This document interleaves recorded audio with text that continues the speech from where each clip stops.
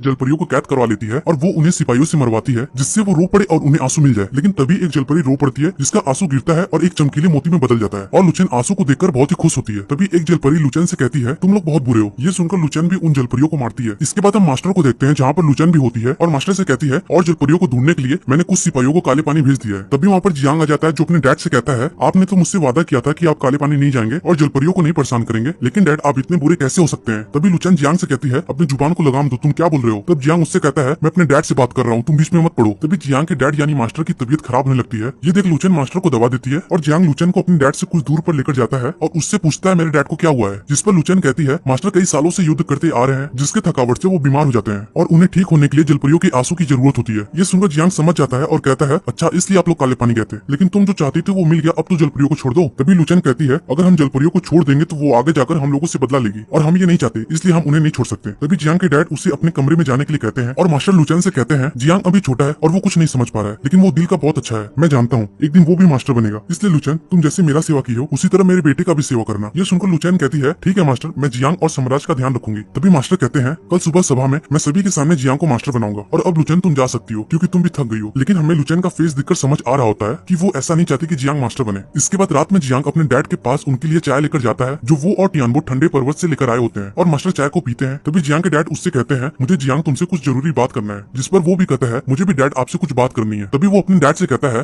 क्या अब हम जलपरियों को छोड़ सकते हैं। ये सुन उसके डैड खड़े हो जाते हैं और कहते हैं जो पावरफुल होगा वही बचेगा, हम इंसान जलपरियों से ज्यादा पावरफुल हैं इसलिए हम उन्हें मार देते हैं और जलपरियां ठंडे खून की जीव हैं और मैं तुम्हें उन लोगों से बचाना चाहता हूँ। अपने डैड की बात सुनकर जियांग कहता है जलपरियां ठंडे खून की जीव हैं लेकिन उनका भी घर परिवार होता है और आप उन लोगों के साथ बहुत बुरा कर रहे हैं। तो उसके डैड उसे शांत करवाते हैं और उससे कहते हैं जलपरियां आसानी से इंसान भी बन सकती हैं और हमारे साम्राज्य में आकर लोगों को मार भी सकती हैं। अगर लुचेन ने मुझे ये नहीं बताया होता तो मुझे इसके बारे में कभी भी पता नहीं चलता। ये सुन जियांग कहता है जलपरियों और इंसानों में ज्यादा अंतर नहीं है, जलपरियां जमीन पर ज्यादा देर तक चल भी नहीं सकती तो वो इंसानों को कैसे मारेंगी। आप सुनी सुनाई बातों पर यकीन कर रहे हैं डैड। तभी अचानक मास्टर के मुंह से खून निकलता है और वो मर जाते हैं। ये देख जियांग रोने लगता है। तभी वहाँ लुचेन भी कुछ सिपाहियों के साथ आ जाती है और जियांग से कहती है तुमने अपने डैड को मार दिया। जियांग को कुछ समझ में नहीं आ रहा होता जिससे लुचेन सिपाहियों के हेल्प से जियांग को जेल में बंद करवा देती है और अब हम जियांग को देखते हैं जो बहुत ही परेशान होता है। तभी वहाँ पर जियांग का फ्रेंड टियानबो आ जाता है जिससे देख जियांग पूछता है मेरे डैड कैसे हैं। तो टियानबो बोलता है मास्टर तो मर गए। ये सुनकर जियांग रोने लगता है और टियानबो जियांग से बताता है नए मास्टर ने सभी के सामने बोला है कि आपने ही मास्टर को मारा है। जियांग टियानबो से पूछता है नया मास्टर मतलब। तब वो कहता है साम्राज्य को चलाने के लिए नए मास्टर की जरूरत हो रही थी और अब सभी लोग लुचेन को मास्टर बना दिए हैं क्योंकि वही साम्राज्य को संभाल सकती है। ये सुन जियांग अपने फ्रेंड से कहता है डैड की मौत अचानक हुई, मुझे लगता है कि उन्हें कोई जहर दिया था क्योंकि जब वो मरे तो उनके मुंह से खून निकला। और वो टियानबो से कहता है प्लीज टियानबो मुझे जेल से बाहर निकालो, मुझे पता लगाना है कि मेरे डैड को जहर कौन दिया था। इसके बाद हम लुचेन के कमरे में जियांग को देखते हैं जो पता लगा रहा होता है। तभी उसके कमरे से एक जहर का जादुई बर्तन मिलता है जिसके अंदर जहर होता है। उसी वक्त लुचेन के सिपाही उसके कमरे में आ जाते हैं और जियांग उन्हें देखकर लुचेन के कमरे से जो जहर मिला है वो उन्हें दिखाता है, मगर लुचेन के सिपाही का हेड बोलता है तुम जेल से कैसे बाहर आ गए और वो जियांग को पकड़ने लगते हैं। लेकिन जियांग वहाँ से भागकर उस जहर को महल के अंदर ही छिपा देता है और वहाँ से भाग जाता है। लेकिन हम देखते हैं अभी तक लुचेन के सिपाही जियांग के पीछे पड़े होते हैं और लुचेन के सिपाही ज्यादा लोग होते हैं और जियांग अकेला होता है जिससे वो उन लोगों का सामना नहीं कर पाता और नीचे जमीन पर गिर जाता है और सब उसे मारने वाले होते हैं। तभी हम देखते हैं पानी के अंदर से एक जलपरी बाहर निकलती है जो सारे जलपरियों की राजकुमारी होती है जिसका नाम लूसी होता है। लुचेन के सिपाही जलपरी को देखकर काफी खुश होते हैं और कहते हैं आज का दिन बहुत अच्छा है, हम दोनों को पकड़कर लुचेन के पास लेकर चलेंगे और सब सिपाही जलपरी को पकड़ने के लिए उसके तरफ आगे बढ़ते हैं। ये देख जलपरी उन लोगों के ऊपर नोकीले बर्फ से अटैक करने लगती है जिससे सारे सिपाही वहाँ से भाग जाते हैं। इसके बाद हम लूसी को देखते हैं जो वहाँ से जाने लगती है। ये देखकर जियांग उसके पास जाता है और उससे कहता है थैंक्स लड़की मुझे बचाने के लिए। तभी वो जियांग के कपड़ों पर उसके साम्राज्य का सिंबल देख लेती है और उसके ऊपर अटैक करती है और उससे कहती है कुनलुन के लोगों ने मेरे डैड को मार दिया है और मैं उन लोगों से बदला लेने जा रही हूँ क्योंकि वो लोग मेरे बहन को भी कैद किए हैं, मुझे उन्हें छुड़ाना है। तभी जियांग भी लूसी से कहता है मुझे भी कुनलुन के लोगों से बदला लेना है क्योंकि उन लोगों ने मेरे डैड को मार दिया है और मैं उन लोगों से बदला लेने ही वाला था। तभी वो लोग मुझे देख लेते हैं और मुझे पकड़ने के लिए मेरे पीछे पड़ जाते हैं। तभी लूसी कहती है मैं दिन रात जाकर पैर पाई हूँ और मैं अब कुनलुन के लोगों से अपने बहनों को छुड़ा कर लाऊंगी। तभी लूसी की बात सुनकर जियांग कहता है मैं कुनलुन का सारा रास्ता जानता हूँ, क्यों ना हम दोनों साथ चले क्योंकि हम दोनों को कुनलुन के लोगों से बदला लेना है। और लूसी जियांग की बातों पर एग्री हो जाती है। इसके बाद हम दोनों को देखते हैं जहाँ पर जियांग लूसी को मार्केट घुमा रहा होता है और गरीब बच्चों को भी खाना खिलाता है। लूसी को ये देखकर बहुत अच्छा लगता है। फिर दोनों मार्केट में एक शो देखते हैं। तभी उस शो के दौरान उन बच्चों पर आग गिरने वाला होता है। ये देखकर लूसी अपने पावर से उस आग को खत्म कर देती है और सारे लोग लूसी का जादू देखकर बहुत खुश होते हैं। उसी दौरान एक आदमी से लूसी के ऊपर पानी गिर जाता है जिससे वो अपने असली रूप में आ जाती है और जलपरी बन जाती है। सब उसके जलपरी के रूप को देखकर और उससे कहते हैं जल्दी रो और मुझे अपना आंसू दो। जलपरी को ये देखकर बहुत बुरा लग रहा होता है। तभी एक आदमी उसको पकड़ने के लिए जाता है। जियांग ये देखकर उसे मारकर दूर कर देता है और जलपरी को अपने साथ एक घर में लेकर जाता है जहाँ पर लूसी जियांग से कहती है मैं कभी रो नहीं सकती, जिस पर जियांग कहता है अगर रो नहीं सकती तो हंस तो सकती हो। इसके बाद अगले दिन जियांग लूसी को कपड़े की दुकान पर लेकर जाता है और वहाँ का सबसे अच्छा कपड़ा दिलवाता है। जब लूसी उस कपड़े को पहनकर बाहर आती है तो जियांग उसे देखता ही रह जाता है क्योंकि वो दिखने में बहुत ही सुंदर लग रही होती है। और जियांग जलपरी को एक अम्ब्रेला भी देता है जिससे वो अपनी सुरक्षा कर पाए, लेकिन अम्ब्रेला टूटा होता है। ये देखकर जलपरी उसे पकड़कर अपने पावर से ठीक कर देती है और और अम्ब्रेला को ले लेती है। इसके बाद जियांग लूसी को अपने मास्टर के पास लेकर जाता है उनसे हेल्प मांगने के लिए। जब दोनों जियांग के मास्टर के घर में जाते हैं तो देखते हैं वहाँ का सारा सामान इधर उधर पड़ा है और जियांग को वहाँ पर गिरा हुआ कुनलून के लोगों का सिंबल भी मिलता है, जिससे वो समझ जाता है कि लुचेन ने मेरे मास्टर को मार डाला है। तभी उन्हें फ्लोर के नीचे कुछ होने का एहसास होता है। जब फ्लोर का लकड़ी हटाकर देखते हैं तो वहाँ पर जियांग के मास्टर का मैजिकल बॉक्स होता है। तभी जियांग लूसी से कहता है ये जगह ठीक नहीं है, चलो यहाँ से। अगले सीन में हम जियांग को देखते हैं जो अपने पावर का प्रैक्टिस कर रहा होता है और अपने स्पेल को पानी में मार देता है, जिससे पानी के अंदर की सारी मछलियां बाहर आ जाती हैं और मर जाती हैं। ये देखकर लूसी जियांग को मारती है। इसके बाद जब दोनों आगे जा रहे होते हैं तभी उन्हें जंगल में कुछ लोग दिखते हैं जो एक लड़के को मार रहे होते हैं और उसे जान से मारने वाले होते हैं। तभी लूसी अपने पावर से उसके चारों तरफ एक शील्ड बना देती है, जिससे सारे लोग दूर गिर जाते हैं और लूसी को देख लेते हैं और उसे मारने जा ही रहे होते हैं। ये देख लूसी उनके ऊपर अपने बर्फ से अटैक कर देती है और जियांग भी उन लोगों को मारता है, जिससे सारे लोग वहाँ से भाग जाते हैं। ये देखकर जियांग उस लड़के के पास जाता है और उससे पूछता है ये लोग तुम्हें क्यों मार रहे थे। तो वो बोलता है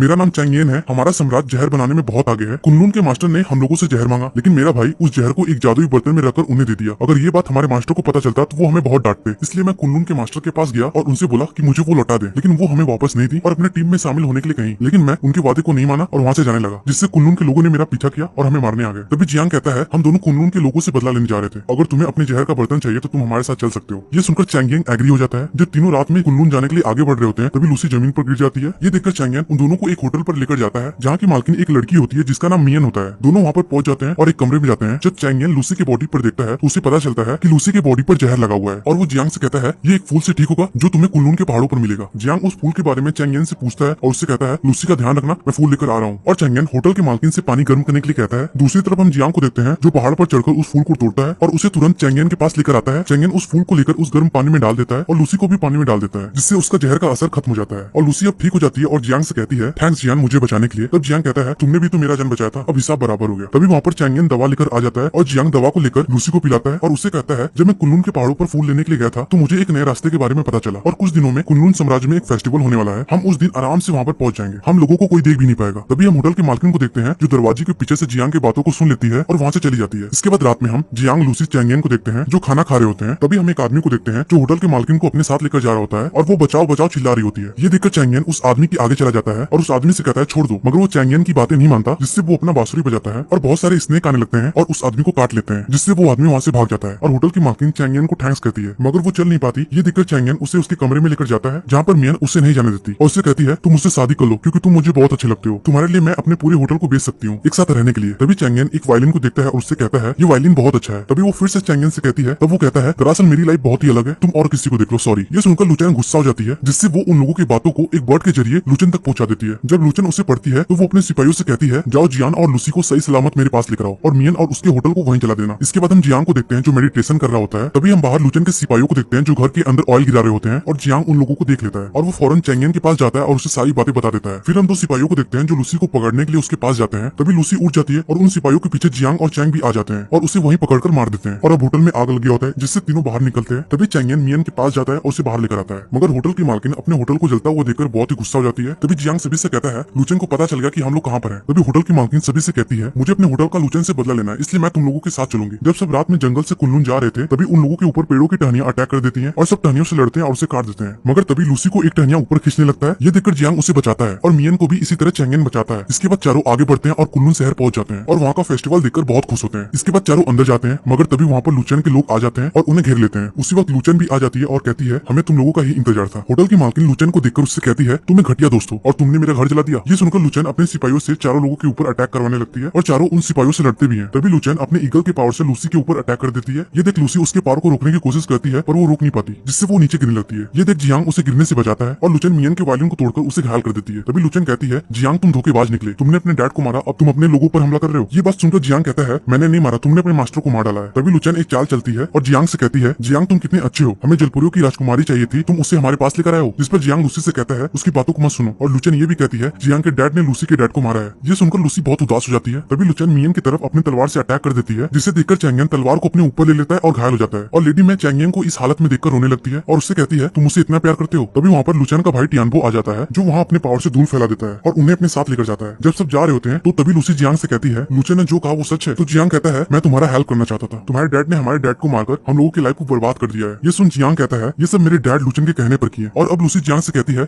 अब मैं तुम्हारे ऊपर कैसे विश्वास करूं। तभी लूसी को अपने बहनों की आवाज सुनाई देती है और वो उनके पास जाती है जहाँ पर सब कैद होती है और उन्हें आजाद करती है। जब सब महल से बाहर निकलने के लिए जा रहे होते हैं तो दरवाजे पर लुचेन अपने लोगों के साथ होती है। ये देख लुचेन का भाई टियानबो उससे कहता है बहन तुम्हें मास्टर बनना था तुम बन गई, तुम्हें जो चाहिए था तुम्हें मिल गया, अब इन लोगों को छोड़ दो। ये सुनकर लुचेन अपने भाई के ऊपर अटैक कर देती है और उसे घायल कर देती है। तभी जियांग लुचेन से कहता है तुमने अपने लालच की वजह से इंसानियत को खत्म कर दिया है। लुचेन कहती है सही बोले, पर मैं तुम लोगों को नहीं छोड़ूंगी, और वो अपनी सिपाहियों से उनके ऊपर अटैक करवाने लगती है। ये देख लूसी और सारे लोग अपने पावर से लड़ते हैं। तभी लुचेन सभी के ऊपर अटैक कर देती है, जिससे सब पीछे चले जाते हैं और लुचेन भी जियांग से लड़ने लगती है और उसे घायल कर देती है। लेकिन अब फिर लुचेन लूसी और जियांग के ऊपर अटैक करने के लिए जाती है और अपने पावर से उन्हें मारती है। इधर हम चैंगियन को देखते हैं जो सिपाही से लड़कर उसे मार देता है, और अब लुचेन लूसी को मारने के लिए अपनी तलवार से उसके ऊपर अटैक कर देती है। तभी जियांग वहाँ पर आ जाता है और तलवार उसे लग जाती है। ये देखकर लूसी जोरों का चिल्लाती है, जिससे सारे लोग दूर चले जाते हैं। तभी जियांग लूसी से कहता है मुझे माफ कर देना, जो मेरे डैड ने तुम लोगों के साथ किया है, और मैं तुम्हें हर्ट नहीं करना चाहता था। और वो लूसी को अपने दिल की बात बताता है और उससे कहता है मैं तुमसे बहुत प्यार करता हूँ। ये बोलकर वो वहीं मर जाता है। ये देख के आंखों से आंसू निकल जाता है और वो एक आंसू में बदल जाती है, और उसका आंसू जियांग की बॉडी के अंदर चला जाता है, जिससे वो जिंदा हो जाता है। लेकिन लूसी अब एक मछली में बदल जाती है। तभी लुचेन जियांग के ऊपर अटैक कर देती है, पर वो लूसी के प्रोटेक्शन से जियांग का कुछ नहीं कर पाती, और जियांग अपने पावर से उसे उठाकर दूर फेंक देता है और उससे पूछता है तुमने मेरे डैड को क्यों मारा। तब वो कहती है मास्टर राजगद्दी पर तुम्हें बैठाना चाहते थे, लेकिन मैं ऐसा नहीं चाहती थी, क्योंकि गद्दी पर मैं बैठना चाहती थी, इसलिए मैंने मास्टर को जहर देकर उन्हें मार दिया। ये सुनकर जियांग कहता है अगर मैं तुम्हारी जगह होता तो मैं ऐसा नहीं करता, तुमने बहुत सारे बेचारे लोगों और जलपरियों को मारकर बहुत बुरा किया है। ये सुनकर लुचेन जियांग के ऊपर अटैक करती है, पर लूसी के प्रोटेक्शन के अंदर से उसका नुकीला बर्फ बाहर निकलता है और लुचेन को मार देता है। अब हम जियांग को देखते हैं जो कुनलुन का नया मास्टर बन गया होता है। तभी जियांग के सिपाही आते हैं और उससे कहते हैं जलपरियां जा रही हैं। ये सुनकर जियांग जलपरियों के पास जाता है और उनसे कहता है आप लोग जल्दी नहीं जा रहे हैं, अब तभी जाना जब ठीक हो जाना। तभी एक जलपरी कहती है लूसी ने अपने आंसू को खोए हैं और वो अंदर से खोखली हो गई है, हमें उसे ठीक करने के लिए काले पानी ले जाना होगा। लास्ट पर जियांग लूसी को देखता है और जलपरियां वहाँ से चली जाती है। अब कुछ साल बीत जाता है और हम चैंगियन और मियन को देखते हैं जो एक अच्छे कपल बन गए होते हैं और उनके दो प्यारे बच्चे होते हैं, और वो जियांग से मिलने आए होते हैं। तभी जियांग को ब्रिज के ऊपर लूसी दिखती है जो काले पानी जाकर ठीक हो गई होती है, और जियांग लूसी को देखकर बहुत खुश होता है। और इसी सीन से